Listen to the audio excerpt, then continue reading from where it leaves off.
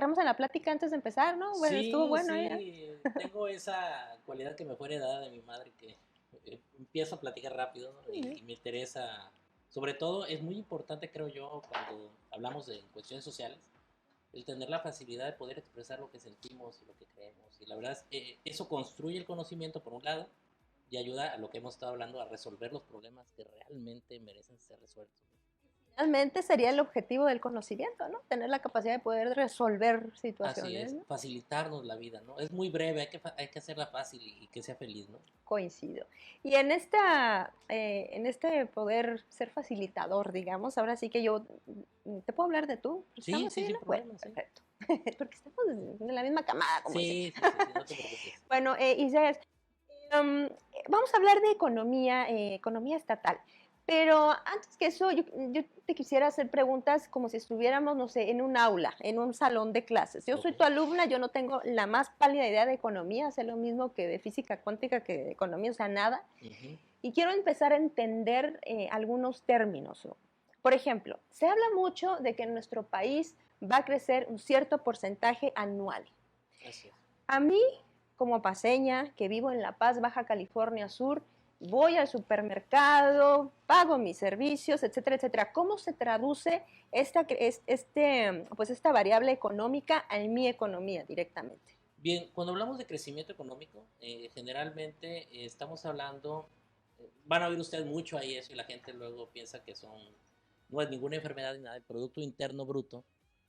Con eso, cuando escuchan el PIB creció o el PIB disminuyó o el PIB no, entonces eso dice, hubo crecimiento, no hubo crecimiento y entonces no entendemos de qué están hablando. Es muy sencillo, el Producto Interno Bruto es la medida que tenemos nosotros, los humanos, para saber cuánto estamos en un país, en una zona determinada, normalmente lo calculamos por país, cuánto se produce de bienes y servicios. Es decir, cuánta riqueza nuestros ciudadanos están produciendo. Uh -huh. Entonces, cuando se habla de crecimiento, quiere decir que el país está produciendo más. La lógica que impera es que conforme los países van transcurriendo el tiempo, van aumentando su cantidad de ciudadanos. Luego entonces la cantidad de ciudadanos que trabajan y producen pues son más.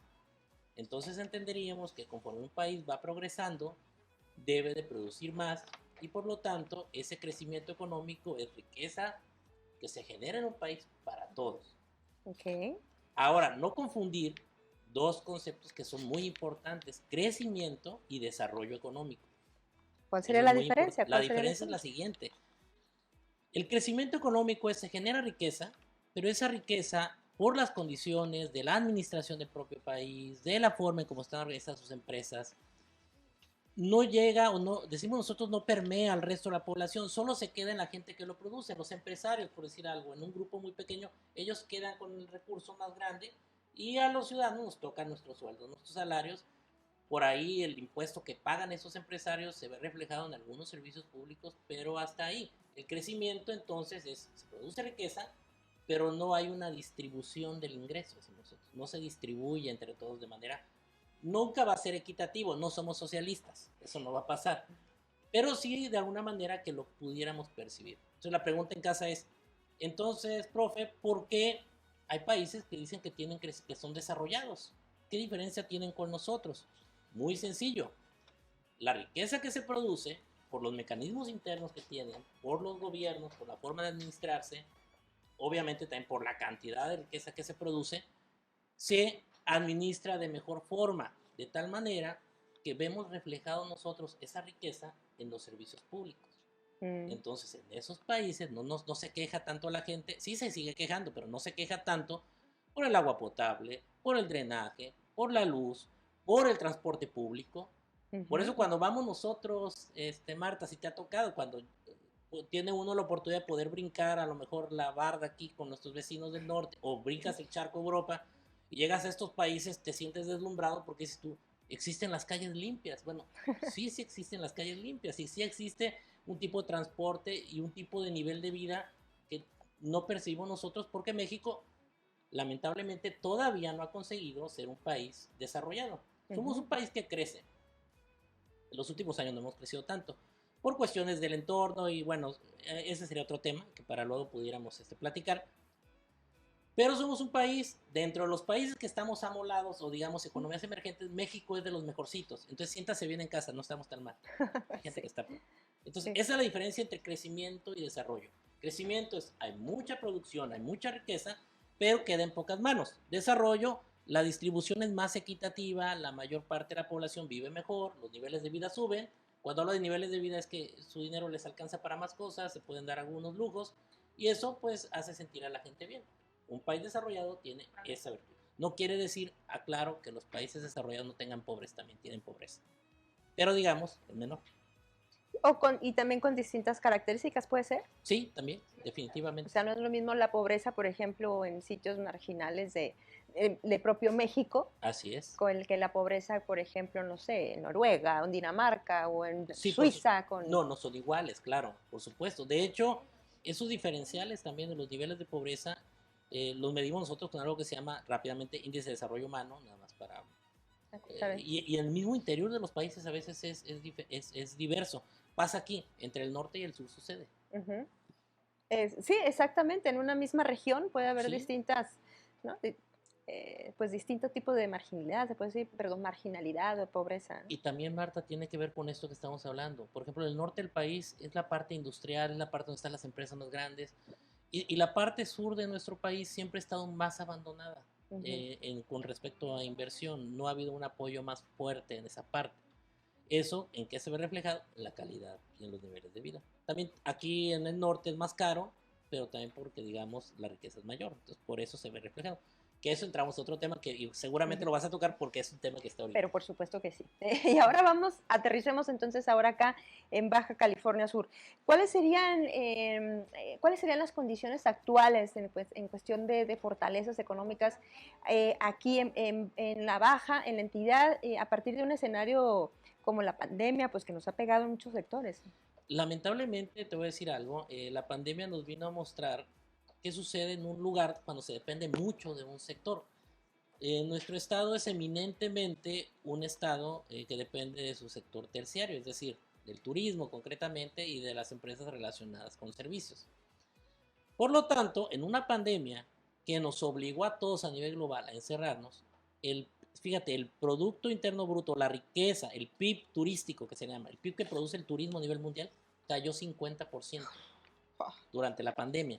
Porque tiene una lógica, nos encerramos, nadie salía, pues nadie Exacto. podía gastar, entonces pues, se cae.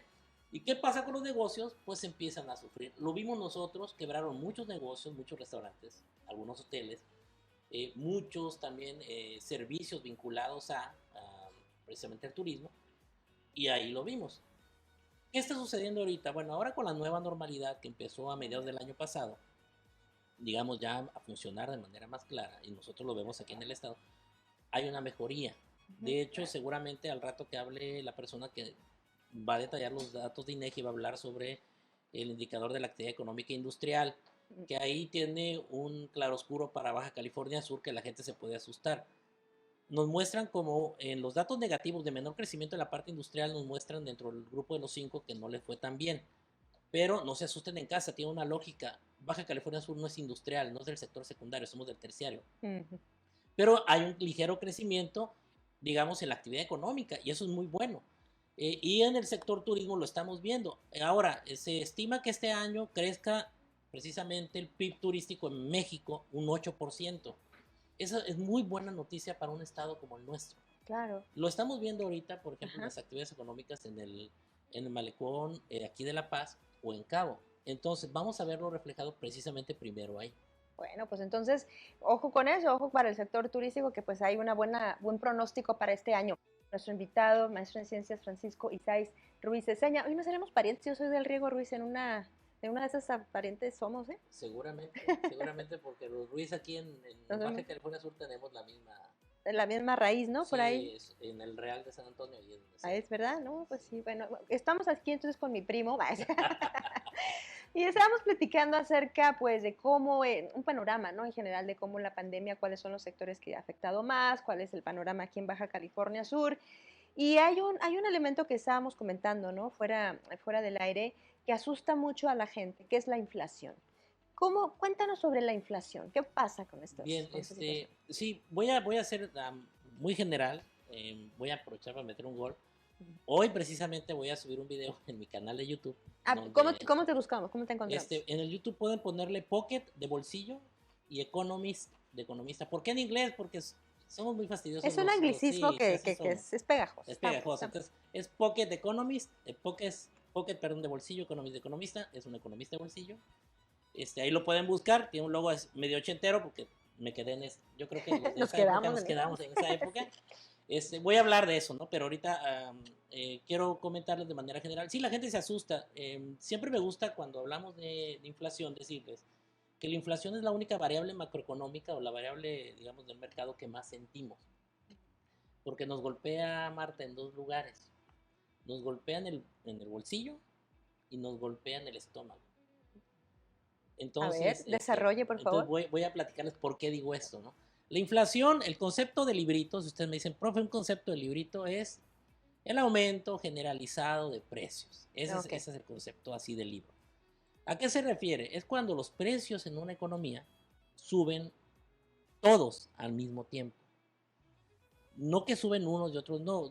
Me gusta mucho señalar esto porque la gente lo recuerda. Durante la época del presidente Calderón, no sé si recuerdan ustedes que subió el precio de la tortilla. Mm. Y la gente se volvió loca por eso, porque nos tocaron la tortilla. Y digo, el mexicano vive de tortilla. Sí. Entonces decía la gente, es que hay inflación. No, no, no, esa no es inflación. Es un aumento en la tortilla porque había ciertos acaparadores de maíz que estaban haciendo negocio, que es ilegal. Los agarraron y los castigaron, pues, pero provocaron un incremento del precio para ganar más Un dinero. margen, claro. Bueno, eso no es inflación. Inflación, acuérdense, la clave está es que es generalizado. Todos los precios suben a la vez. Entonces usted se va a preguntar, ¿y por qué suben todos los precios a la vez? Muy sencillo, eso sucede cuando hay mucho dinero en la economía o cuando estamos en una situación de crisis. Cuando los países son ricos o les está yendo muy bien, lo platicábamos ahorita, los precios tienden a subir o cuando hay más producción, el nivel de vida obliga a los precios a subir porque hay mucho dinero. Pero en ocasiones, también cuando hay crisis, por desabasto, por problemas propios del mercado, de información del mercado, o bien porque hay un exceso de liquidez, ahorita pasó con la pandemia porque la inflación que estamos viviendo en México, quiero ser claro, no solo la están viviendo en México, es a nivel mundial. Nosotros andamos arriba del 7, igual Estados Unidos. El resto de los países traen el mismo problema. Ahora, las razones por las que México las tienen es muy diferente a... Porque Estados Unidos, eso lo explico en el video, no me voy a explicar aquí porque es largo. Pero aquí rápido explico lo siguiente. Los países inyectaron dinero a la economía porque mencionamos en el bloque anterior que nos encerraron con la pandemia. Pero en muchos países, para que la gente no se quedara sin trabajo y sin dinero, lo que hicieron fue decirles, enciérrate, no te preocupes, yo gobierno, te voy a dar dinero a los empresarios para que los mantengan como si estuvieran trabajando. Entonces eso hay un exceso de dinero en la economía que no se puede gastar porque todo el mundo está encerrado. Y eso hace que los precios se incrementen. Eso es la inflación. Eso es lo que tenemos ahorita. Entonces, el incremento de los limones y todo el tema ese tiene que ver con eso. Además, hay otras cosas que agravan la situación, Marta. Por ejemplo, la cadena de suministro trae problemas desde mediados del año pasado. ¿Y qué es esto de la cadena de suministro? Todos los medios de transporte que nos hacen llegar los bienes y servicios. Todos. Entonces, imagínate precisamente que tenemos esta cadena de suministro que empieza a fallar y tiene que ver con lo siguiente. Cuando estuvimos encerrados, no pudimos gastar. Se juntó algo que llamamos nosotros un ahorro interno forzado. O sea, la gente se vio forzada precisamente a ahorrar. De repente, sueltas a la gente, le dices, ya estás bien, o sea, empieza su normalidad, su nueva normalidad, y la gente empieza a gastar no solo lo que necesita, sino va de más. Un dato que es importante, Marta, se incrementó 25% más el patrón de consumo de lo que había antes de la pandemia. Pero fue por eso. Y eso provocó que les exigimos más a la cadena de suministro, que son los camiones que nos traen las mercancías, y eso provocó algo que se llama cuellos de botella. Hubo problemas, además que tenemos la pandemia, y sigue la pandemia en vigor. Entonces, en algunos puertos de China se enfermaba la gente y lo cerraban 1 o 2 semanas. Entonces, de repente te cerrabas 1 o 2 semanas, y luego de repente teníamos que Entonces, no había muchos barcos. Como no hay muchos barcos, su costo sube porque todo el mundo quiere mandar su mercancía. Entonces dicen, bueno, lo van a mandar, pero que pague más. Claro. Entonces, eso incrementaba los precios. Eso es lo que tenemos ahorita con la inflación. La gente está muy nerviosa porque esta semana precisamente nos van a dar los datos de la inflación en México y en Estados Unidos.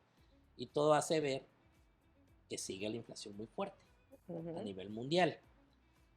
Y entonces los países seguramente se dice que México va a subir las tasas de interés, que es una forma de controlar, porque si decimos que la inflación es alta porque hay mucho dinero, lo que hay que hacer es pues sacar dinero de la economía para que los precios bajen. Pongo siempre el ejemplo de cuando voy yo al nutriólogo y me dice que estoy muy gordito. Entonces me dice, ¿sabes qué, profe? Estás gordito, necesitas dejar de comer tanto. Eso es lo que hacemos en la economía. La economía tiene inflación porque pongamos que está gordita porque tiene mucho dinero y lo que hay que hacer es sacarlo. ¿Cuáles son las vías? Exacto. Esa es la pregunta. Te robé la pregunta. ¿Y ahora cómo? ¿Y cómo? Sí. Sí. ¿Cuál es la medicina o cómo lo hacemos? Hay tres formas. Una es reducir el gasto público. O sea, que el gobierno cierre su llave de proyectos, programas. Ya no va a aventar mucho dinero porque pues, eso alimenta la inflación. Entonces, reduce. Pero no tiene un costo, por ejemplo, ¿incluirían también programas sociales? Primero intentan, digamos, disminuir la actividad en otras cosas. Los programas sociales claro. es lo el último que impacto social tocarían. que sea lo menos Sí, fuerte. intentan pegarlo menos ahí. Es por otro lado, proyectos grandes, ahí intentan reducir. Bajan el gasto público. Esa es la primera receta, la primera, digamos, medicina. La otra es subir las tasas de interés. Vas a decir tú, ¿pero por qué? Porque si las tasas de interés están altas y la gente tiene dinero, va a decir, ok, voy a guardar este dinero en el banco o en tal lugar, o voy a comprar tal documento financiero que me va a dar un interés y me va a hacer ganar más dinero. Entonces, eso es lo que va a suceder. Voy a sacar dinero de esa vía. Y la última vía es la más dolorosa, cuando nos incrementan los impuestos. Pueden incrementar impuestos también y sacan dinero. Las tres vías lo que hacen es, imagínate que tenemos aquí una pecera llena con agua y el agua provoca precisamente la inflación. Es cada una de estas medidas que te dije que son tres: gasto público, interés y por otro lado, ahí se me impuestos. fue. Y los impuestos son como 3 jícaras que sacan agua. Y eso hace que baje el nivel y bajan los precios. Pero así es. Pero no siempre funciona. ¿Por qué? Porque depende de muchas cosas. De otras variables. Sí, de otras variables. Y otra cosa que tengo que aclarar. La economía es como la vida. Si yo controlo con estas políticas la inflación, a la larga puedo generar, y lo más seguro es que se genere desempleo. Y ese es otro problema. Wow. Entonces, la receta para curar la inflación genera desempleo. Y la receta para curar el desempleo, ¿qué crees que genera? Inflación. Inflación. Así es. Ay. Son contrarias. Entonces, la labor de sus políticos para que los valoren a nivel mundial es tener que controlar eso. ¿Qué metes, qué pones, sí, qué haces exacto, y qué sacas? No es tan fácil. Desde acá es muy fácil opinar, pues, sí, pero no es sencillo porque tienes que conocer todas las variables de tu entorno y entonces saber cuáles voy a mover. Claro. Entonces hay que irlas conociendo de esta forma como lo estamos platicando. Si se fijan ustedes en casa, no es difícil la economía, solo es cuestión de, digamos, ir entendiendo cada concepto y entonces, ya voy, me está quedando más claro. Y hablabas de pues que la inflación es una variable macroeconómica. Sí. En términos sencillos y en 30 segundos. Bueno, ¿cuál sería la diferencia entre la macroeconomía y la microeconomía? Es una pregunta que me hacían hoy en la mañana mi hijo precisamente. La microeconomía, cuando escuchas en microeconomía, la microeconomía se encarga de estudiar la economía en los agentes económicos, digamos, en lo que viene siendo la parte más básica o lógica. La microeconomía la dividimos nosotros, de hecho lo platicamos hace rato, lo dividimos en el consumidor y en el productor, pero como personas, como individuos. Por eso te decía que desde el punto de vista de la connotación psicológica de que tiene también la economía, es muy fácil comprender al consumidor. El consumidor es racional, es un ser humano muy racional como consumidor, y el productor es muy racional, ambos quieren maximizar sus beneficios, uno sus utilidades y otro su beneficio a la hora de comprar, su satisfacción. La micro se encarga de estudiar esos dos por separado, en lo individual. La macroeconomía, decimos nosotros, que estudia a los agregados. ¿Qué es eso? Todos los consumidores juntos, cómo se comportan, y todos los productores juntos, cómo se comportan. Y es diferente. Te decía también eso. En la macroeconomía hay cosas que nos sorprenden, por ejemplo, como el caso de la gente que consumía como loca papel higiénico cuando empezó la La pandemia. pandemia. Es un comportamiento irracional, Sí. pero lo irracional viene cuando hablamos de agregados, pero ese es otro tema, ¿no? Wow, bueno, y ya para terminar, una reflexión acerca de la economía en Baja California Sur, ¿qué podemos esperar para reponernos? Bueno, ya decías, ¿no? Hablabas del panorama turístico que se viene mejor, al parecer, Sí. pero ya como para cerrar, Sí, en solo general. sí, no pasa nada en el entorno internacional porque hay una amenaza de una guerra por ahí que puede complicar la cosa a nivel internacional. Sí, Y bueno, dentro de ese contexto inclusive ahí puede haber una ganancia. ¿Qué creo yo que hay que apostarle en Baja California Sur? Lo hemos mencionado, tengo por ahí en algunas de mis participaciones he dicho, es importantísimo dos cosas, recalcar dos cosas. El sector turismo es básico y el sector agro ha mostrado comportamientos a nivel nacional muy importantes. Ha sido el único, digamos, sector que se ha mostrado con datos positivos, entonces hay que apostarle por ahí. Importante en Baja California Sur apostarle también a nuestras zonas rurales. Ahí hay mucho que se puede trabajar. Y por favor, reivindicar el papel de la mujer en la parte que tiene que ver con con la productividad, porque lamentablemente, en los datos que tenemos sobre COVID, el sector que más sufrió fue precisamente el sector de las mujeres en zonas de marginación como las rurales. Entonces, ahí es donde hay que apostarle. Los gobiernos ahí le tienen que poner, digamos, todas las ganas. Se puede, sí, sí se puede. Hay que planearlo bien, hay que plantearlo bien, pero todo es posible. así es. Bueno, pues muchísimas No, gracias. a ti, Marta, fue un Gracias, placer. no, y